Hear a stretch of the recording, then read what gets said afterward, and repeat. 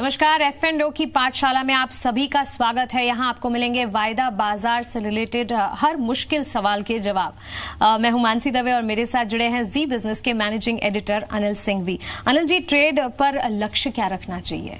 Target जी, ज्यादा से ज्यादा जितना कमा पाओ पूरा लूट लो एक ही दिन में। लेकिन वैसे सुना तो है टारगेट ये रखे, टारगेट वो रखे, लेकिन इसमें माइंडसेट किस तरह से बनाया जाए? ये सबसे मुश्किल काम है। और ये काम इसलिए मुश्किल है कि हर आदमी का अपना अपना अलग तरीका होता है ट्रेड करने का और टारगेट रखने का। तो अगर आप एक ट्रेडर ऐसे हैं जो अंदाज से ही ट्रेड कर रहे हैं जी कि ये ले लेता हूं बढ़ जाएगा, तो फिर आपको अंदाज से निकलना है। आप ऐसे ट्रेडर हैं जो टेक्निकल्स चार्ट्स देखकर या किसी चार्टिस्ट की सलाह पर कर रहे हैं, राइट? तो फिर आपको वो देखना होगा कि चार्ट पर क्या लेवल्स आ रहे हैं, स्टॉक कहां तक जा सकता है, पहला लेवल क्या है, दूसरा क्या है, तीसरा क्या है, अलग अलग लेवल्स होते हैं। तो वो लेवल्स आप रख सकते हैं। तो बेसिकली इसका कोई फॉर्मूला नहीं है। अगर आप बिना किसी फॉर्मूले के, बिना किसी स्टडी के अंदाज से ट्रेड कर रहे हैं तो फिर आपको अंदाज से निकालना। बहुत सारे लोग होते हैं, अच्छा 101 में ले ले, 103 में डाल दे, वाह ठीक है मुझे इतना ही कमाना है। कुछ चार्टिस्ट होंगे कि अरे ये 101.50 के ऊपर निकलेगा तब ये चार्ट पे बाय सिग्नल आ जाएगा, मैं तब खरीदूंगा, तब मेरा 100 रुपए का स्टॉप लॉस है, 104 रुपए 75 पैसे का टारगेट है तो वहां मैं बुक करूंगा। तो ये डिपेंड इस बात पर करता है कि आप ट्रेडिंग किस तरीके से कर रहे हैं। पॉइंट सिंपल है मानसी, अगर आप चार्ट देखकर कर रहे हैं, किसी और की सलाह पर कर रहे हैं, अपनी खुद की गट फीलिंग अपने मन से कर रहे हैं, जिसकी भी सुन के आप कर रहे हैं उसे फॉलो जरूर करें। ओके, मतलब आप एक किसी भी तरह से आप अगर निवेश कर रहे हैं, लेकिन टारगेट, एक लक्ष्य को दिमाग में जरूर रखा जाए। टारगेट की तो बात हो गई। स्टॉप लॉस एक ऐसा वर्ड है जो स्टॉप लॉस भी हम सुनते हैं, इसके फायदा, मतलब स्टॉप लॉस रखने के फायदे क्या है? स्टॉप लॉस से नुकसान है जैसे आपका स्टॉप लॉस ट्रिगर हो गया यानी कि नुकसान पक्का, लेकिन फिर भी ये फायदे का सौदा है। क्यों? क्योंकि एक तरफ आप कहेंगे अरे स्टॉप लॉस लगाया, नुकसान हो गया, तो फायदा कैसे हुआ? हो सकता है आपका नुकसान अगर आप स्टॉप लॉस नहीं लगाते तो बहुत ज्यादा भी हो सकता था। अब स्टॉप लॉस क्या है वो समझ लीजिए। आपने कोई भी ट्रेडिंग पोजीशन ली और वो ट्रेडिंग पोजीशन, सपोज आपने कोई शेयर 100 रुपए में खरीदा इस उम्मीद में कि 105 हो जाएगा, और ज्यादातर केस में ऐसा होता ही है कि जो आप सोचे वैसा नहीं होता, उसका उल्टा होता है। तो आपको सौदा करते वक्त ये दिमाग में बिठा लेना है कि इस ट्रेड में मुझे इससे ज्यादा पैसा नहीं तोड़ना है, इससे ज्यादा नुकसान नहीं करना है। वो इन टर्म्स ऑफ प्राइस हो सकता है, इन टर्म्स ऑफ मनी हो सकता है। प्राइस कैसे? कि मैंने 100 रुपए में शेयर खरीदा, 98 या 97 के नीचे जाएगा तो मैं बेच दूंगा। इन टर्म्स ऑफ मनी हो सकता है कि भाई मुझे इस एक ट्रेड में 25,000, 50,000 या लाख रुपए से ज्यादा का या 5,000 रुपए से ज्यादा का नुकसान नहीं करना है। जो भी आपका अमाउंट हो वो आप डिसाइड कर लीजिए, और उस प्राइस के नीचे जाए तो सिस्टम में एक फैसिलिटी है स्टॉप लॉस डालने की। ओके, यानी कि आप कोई भी ट्रेड करें, एक आप ऑर्डर पंच कर सकते हैं कि अगर ये शेयर 98 रुपए पर ट्रेड हो जाए या इसके नीचे ट्रेड होने लगे तो मेरा स्टॉक बिक जाए। तो स्टॉप लॉस से ये फायदा है, एक तो ये कि आपको पता है कि मेरा नुकसान इतना ही होना है। दूसरा, एक कई बार क्या होता है कि अचानक से शेयर बहुत गिर जाता है, बहुत बढ़ जाता है, तो आपकी जो पोजीशन है उस पोजीशन के विपरीत अगर शेयर चलने लगे तो आपका नुकसान लिमिटेड हो। तो आपको ट्रेड करना आए या ना आए मानसी, वो इंपॉर्टेंट नहीं है।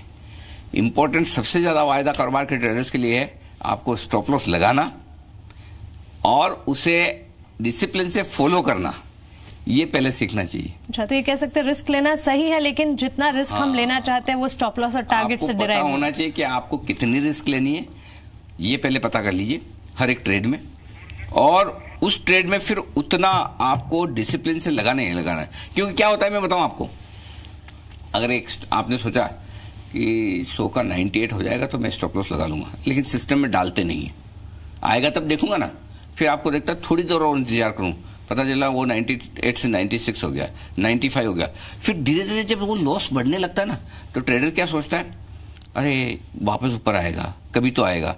वो फिर 100 वाला 90 वाला 85 वाला 80 कब हो जाता पता नहीं चलता।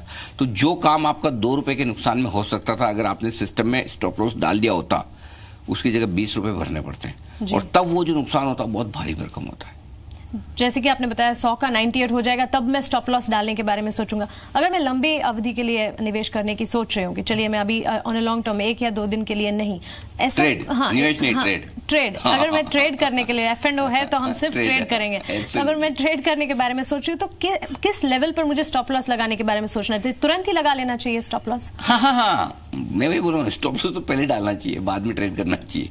कई बार तो लोग ऐसा बोलते हैं। स्टॉप लॉस क्यों लगाना चाहिए? देखिए, और एक और चीज इसमें ये भी मान से समझने वाली कि दिन के दौरान तो आपको पता है कि आपने ये स्टॉप लॉस डाल दिया करें। कई बार क्या होता है कि आप जब ओवरनाइट पोजीशन रखते हैं, अगले दिन के लिए ले जाते हैं, तो किसी दिन बड़ा गैप से ऊपर या नीचे स्टॉक खुल सकता है या इंडेक्स खुल सकता है और आपको अचानक से जितना आपने सोचा उससे ज्यादा नुकसान भी हो सकता है। तो वायदा कारोबार की रिस्क यही है। कई बार आप सोचते हो कि ठीक है मैंने 2% का स्टॉप लॉस दिमाग में रखा हुआ है, लेकिन नेक्स्ट डे अचानक से बहुत ही ऊपर नीचे खुल गया और वो ट्रिगर नहीं हुआ तो ज्यादा नुकसान भी हो सकता है।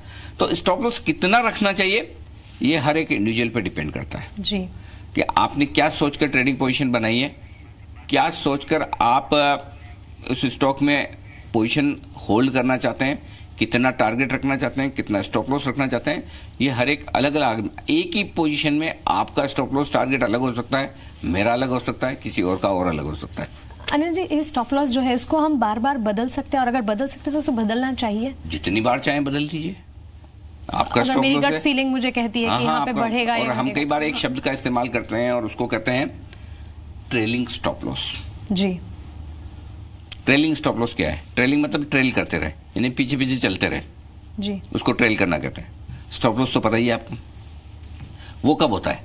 जब आपने कोई ट्रेडिंग पोजीशन ली और वो आपके फेवर में, सपोज आपने कुछ खरीदार बढ़ रहा है वो, या आपने कुछ बेचा है और वो घट रहा है, तो आपको पैसा बन रहा है, आपका कॉन्फिडेंस बढ़ जाता है। आपके पास दो तरीके हैं, या तो आपका टारगेट आया और आपने सोचा कि मैं प्रॉफिट बुक कर लूं।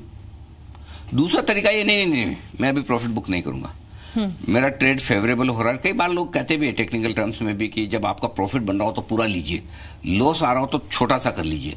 तो मैं क्या ऐसा करूं जिससे मेरा प्रॉफिट और बनने की संभावना है तो बनता रहे और नुकसान सीमित हो। तो जो समझिए आपने 100 रुपए में कोई शेयर खरीदा, उसका दाम 103 हो गया, आपने टारगेट रखा था 104 का, तो अब आप क्या करेंगे कि स्टॉप लॉस आपने 98 का रखा था, क्या मैं अपना स्टॉप लॉस आगे बढ़ाकर 100 रुपए कर लूं, 101 कर लूं, 102 कर लूं, ताकि कम से कम मेरा प्रॉफिट बचा रह जाए या मेरा प्रिंसिपल का नुकसान ना हो। क्योंकि आपका जो 100 वाला 103 हुआ, हो सकता है वापस वो 100 भी हो जाए, वापस 98 भी हो जाए, और पता चला आपका स्टॉप लॉस ट्रिगर हो गया, कहाँ आपको 3 रुपए का मुनाफा मिलना था, उसकी जगह 2 रुपए का नुकसान हो गया। तो इसके लिए आपको ये करना चाहिए कि अपने स्टॉप लॉस को धीमे धीमे ऊपर की तरफ शिफ्ट करते रहे, ताकि आपका प्रॉफिट प्रोटेक्ट रहे, नुकसान ना हो। अच्छा, और चाहे लॉन्ग टर्म हो या शॉर्ट टर्म हो, टारगेट और स्टॉप लॉस मेंटेन। हाँ, आपके टारगेट आपको बदलिए, टारगेट नहीं बदलने तो स्टॉप लॉस बदलते चलिए। तो टारगेट और स्टॉप लॉस वायदा बाजार के एक अहम नियम है, ये हमने इस बार जाना। आगे ऐसे ही कॉन्सेप्ट्स लेके आएंगे, आप बने रहे हमारे साथ। नमस्कार।